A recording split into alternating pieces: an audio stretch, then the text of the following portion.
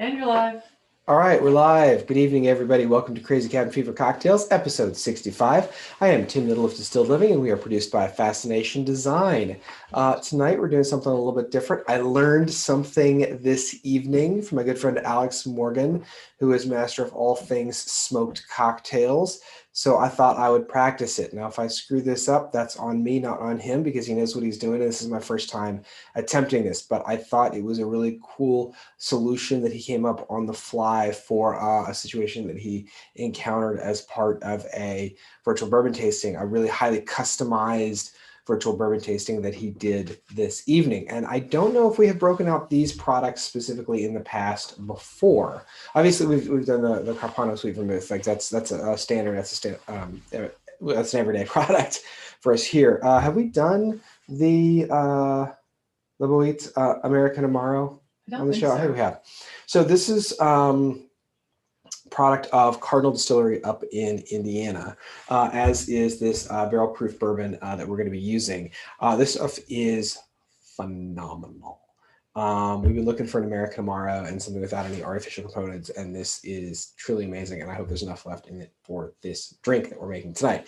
I don't think on the show we have done a Boulevardier or Boulevardier, depending upon how you've learned how to pronounce it. I don't know which way is correct. I like to think it's Boulevardier as in the drink of the gentleman who walks along the boulevard, but who knows? So this is a variant on Manhattan. So we're going to use bourbon and sweet vermouth, but instead of bitters, like we use Angostura bitters or cocktail bitters, we're going to use the Amaro. And so I'm just going to build this straightforward, and then I'm going to do this cool smoking trick that looks really, really neat.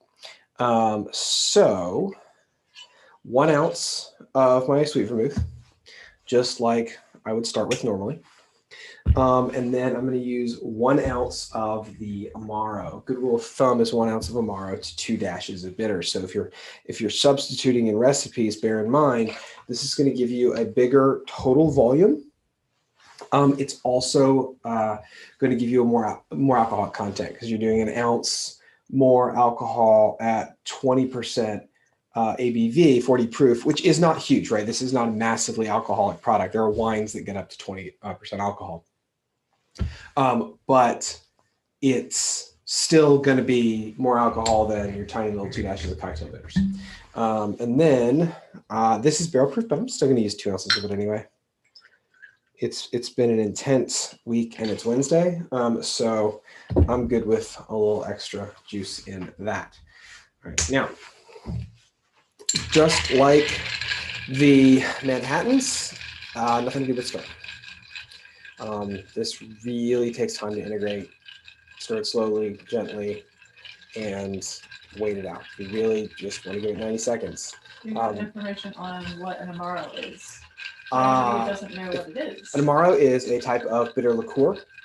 Amaro, it's Amaro, and then plural is Amara. Marie. Hillary's actually done a little bit more research on this than I have. So basically, the difference between a cocktail bitters is that it's hyper concentrated. Here you go. And there's the book. It's hyper concentrated.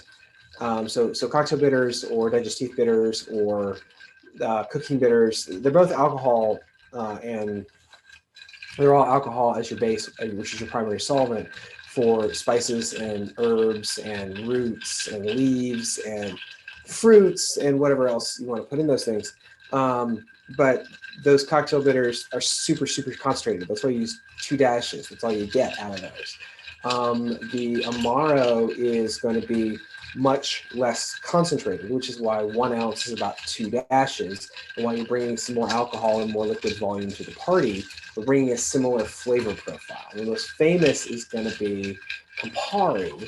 But in the US, Campari has like a stupid amount of red dye in it, which is one of those things that you don't consume.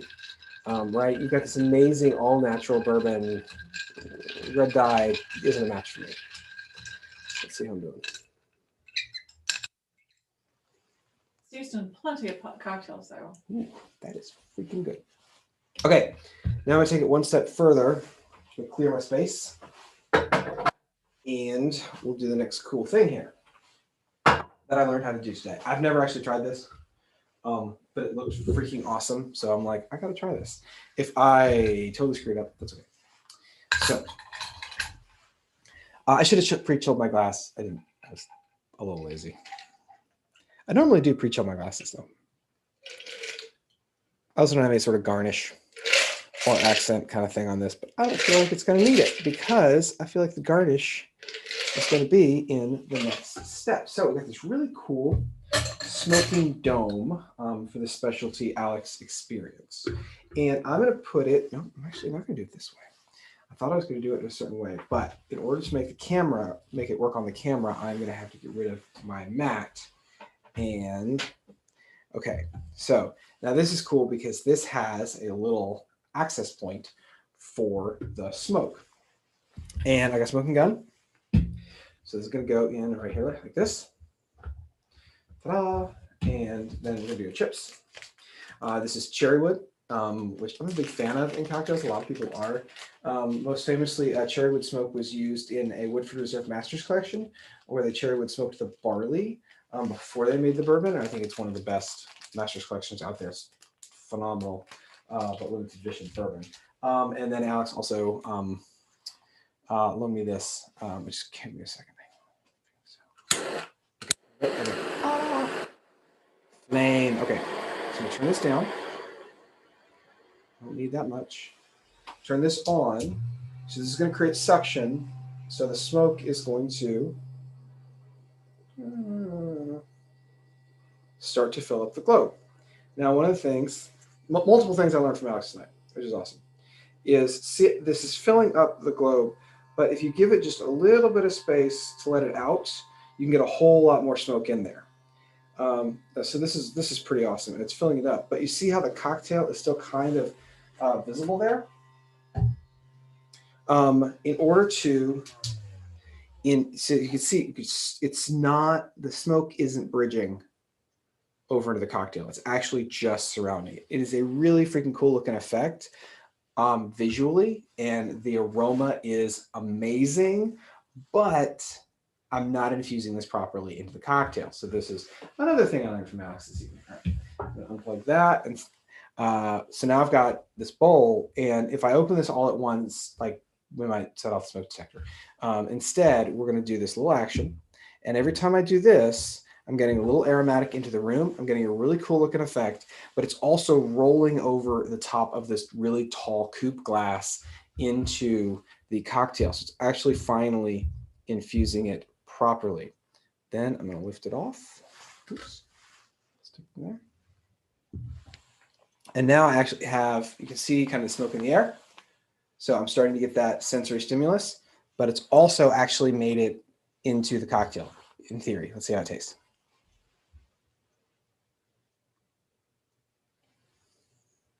That's really good. I didn't get as much smoke as Alex did. No, it's there. It's just, it takes a minute to get into the finish. Should have done that a little bit more to really drive it home into the cocktail. That's got a good finish though. Oh, that's got a good finish. I think if you used a different glass, a rocks glass, so that you'd have more sidewall on the glass itself. Which makes a great point. Actually had a little bit more smokiness on the cocktail itself. Mm-hmm. And also, if your rocks glass was a little bit shorter, mm-hmm. you would also have had more smoke getting into it mm-hmm. in the globe. Yeah, or a low stemless wine, or even possibly we actually have some even shorter coupes that I might have been able to use for this cocktail. We even have some like mini, tiny little coupes that I might have been able to get two underneath. So something to consider is bring it down, taller sidewall. This is good. And we're married, in case anybody's new to the show. Yeah. So it's not me just drinking after some stranger. But also that's like really high proof cocktail. So there's that too. So you have dome smoked bourbon boulevardier a la Alex's techniques, as best as I could replicate them on our show. So there you go. One cocktail for this evening. I'm going to sign off and enjoy this enormously. Did you say that it was episode 65? I did. Said that at the beginning. Okay. I wasn't sure if you said that or not. Yeah. Okay. So episode 65, we'll be back again next week, 8 p.m. Eastern Standard Time, Wednesday. The new time is working out for us right now. So We'll see you then. If you have any ideas for cocktails you'd like to try or think that you've never seen a video for, let us know. We'll try to figure out like how to make strange things for you. We have a plan for next week, special, if it works out, special partner show that we're going to do with some special cocktails that you'll see floating around in advance of our show. And then, yeah, send us suggestions because we only have one week ahead planned. Looking for those. Cheers.